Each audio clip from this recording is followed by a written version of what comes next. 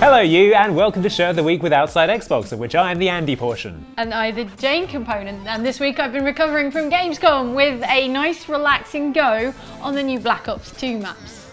I'm a survivor! I'm surviving! Oh, I'm not surviving. Get him! I'm still a bit stressed somehow. Yeah, what you need is something a bit more relaxing, like Farming Simulator. Farming? Farming? How do you shoot people?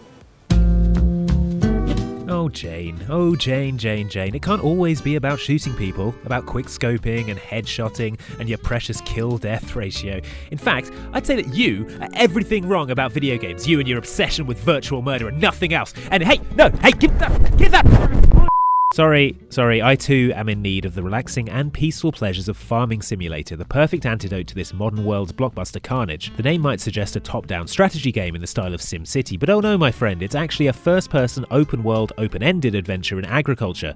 Like Minecraft, but with just the crop growing and animal husbandry and no exploding block monsters. See? Relaxing. It first came out on PC all the way back at the dawn of time, in October 2012.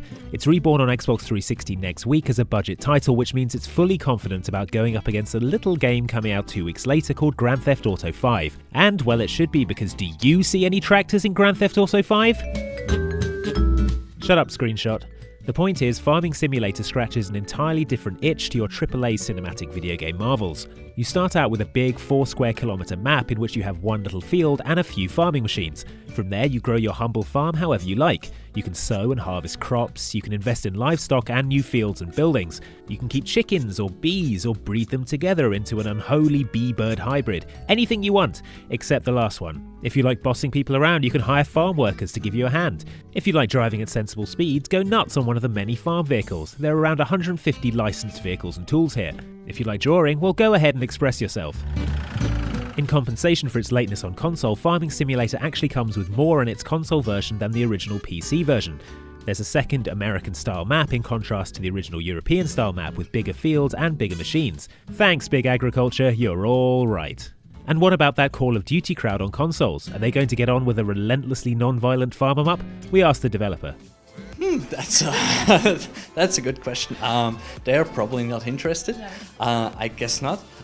Probably if there are farmers amongst them, they should really give it a look. So it's something different, no killing, really easy, relaxed gameplay. But yeah, it's not the audience that would play this game usually.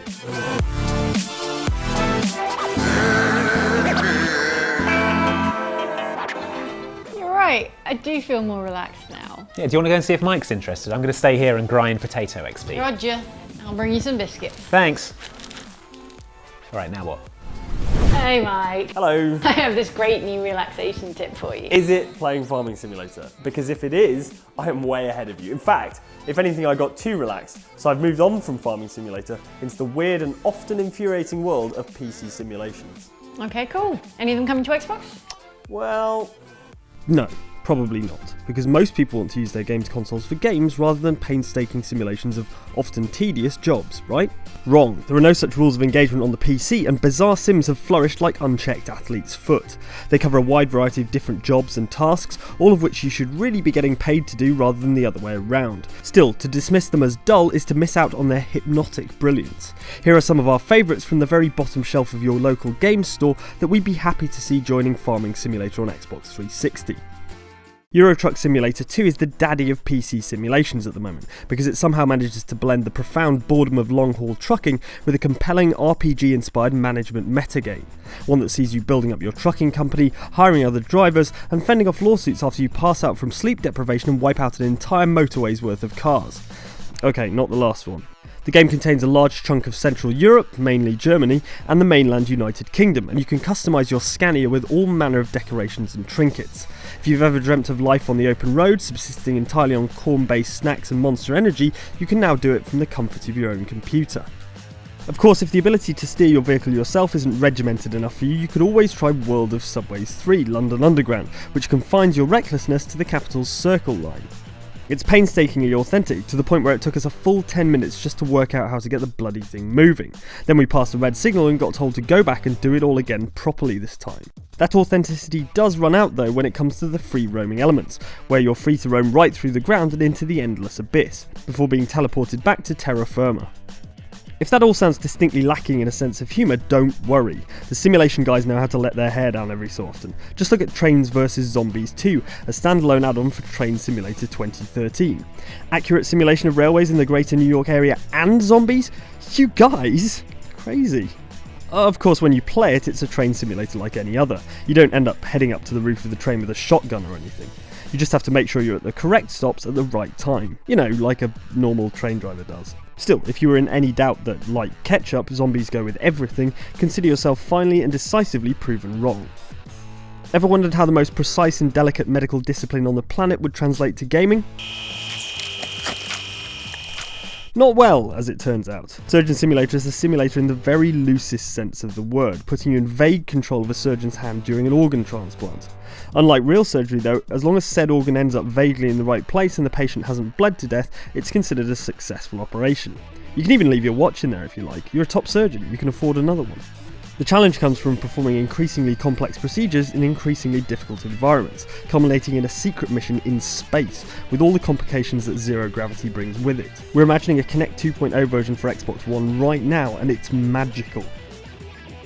Despite the painfully literal title, this isn't a game where you play a giant mountain with thousands of tiny people sliding all over you, more to the pity. Rather, it's about managing, maintaining and expanding a ski resort, making sure that everyone enjoys their time zooming across frozen water on sticks. You do this by adding hotels and attractions and making sure no one smashes into a tree or falls off a cliff or gets carried off by a yeti or anything. That hasn't happened yet, but we're assuming it's only because we're so gosh darn vigilant. Gameplay mostly boils down to grooming the snow with various authentically licensed piston bully snow groomers and driving people and equipment around your resort in snowmobiles. That said, there's 900 acres of snowy landscape for you to explore by snowboard, ski or snowmobile, and a detailed in-game economy you'll need to keep track of if you don't want your beautiful snowy resort turning into the Overlook Hotel. Imagine a game that combines the thrill of firefighting but with the high-stakes drama of international air travel. Imagine Die Hard 2 meets the Towering Inferno, but in a simulation game. In a perfect world, that's exactly what Airport Firefighter Simulator would be. In reality, Airport Firefighter Simulator starts with a long induction tour from your boss, who sachets excruciatingly slowly around the station, and it only rolls downhill from there. It's a game about long, boring drives around the runway to check the fences haven't got holes in them. I've honestly encountered more fire in my career as not a firefighter than in this game. Still, that's not to say Airport Firefighter Simulator 2 couldn't be a glorious rebirth on Xbox. We're on board with the concept, Airport Firefighter Simulator. Get your act together, throw in co-op over Xbox Live and we'll dick around with jet fuel fires like there's no tomorrow. Now it's time for the comments where we share what you said this week on the site, in the YouTube comments, and what we can discern about Mike's future by reading his tea leaves. What does it say? Don't start any long books.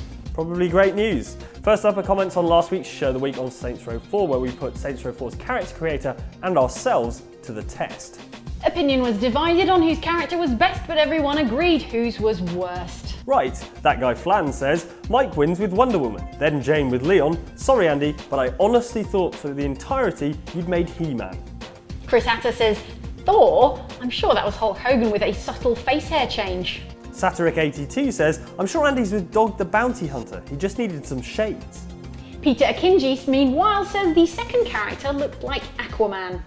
While yet another commenter says, Right. Also, Andy and I played Titanfall while at Gamescom and recorded our frothing reactions straight afterwards. Oh my god, so exciting. Daniel Hill says, I feel stupid. I've been calling this game Tinfall for the last couple of months. Sort of makes sense. Well, if the robots are made of tin. Are they? No, according to Respawn. We are denying tin, definitely too malleable to construct a Titan from, though I believe it's good for preventing corrosion. Maybe it's DLC. Meanwhile, Ray Ayanami 8 asks, do interviews even count if you're doing them with yourselves? I don't know, Mike, do interviews count if you do them with yourselves? Yes, they do. There you have it. Lastly, Rodri takes issue with Outside Xbox's pun, saying, come on, Ox, these puns are just painful. Did you all go to pun school or something? Oh my cod, make the most of it. I don't know whether to laugh or cry. Actually, Rodri, we have been to pun school. Check out my diploma. It says puns cool, where puns Cool, you see it's a play on words. Did you just make that? Yeah. Okay, I'm gonna go check on Andy's potato farming. Okay, bye. Bus and cable car simulator. This has gone too far. Whoa! What happened here? Oh, it was a suboptimal loadout. I think I've really screwed with my potato KD ratio. What? Look, never mind. You, though, get in touch with us on Facebook or Twitter at facebook or twitter.com/OutsideXbox, please. And don't forget to like and subscribe. We'll see you next time.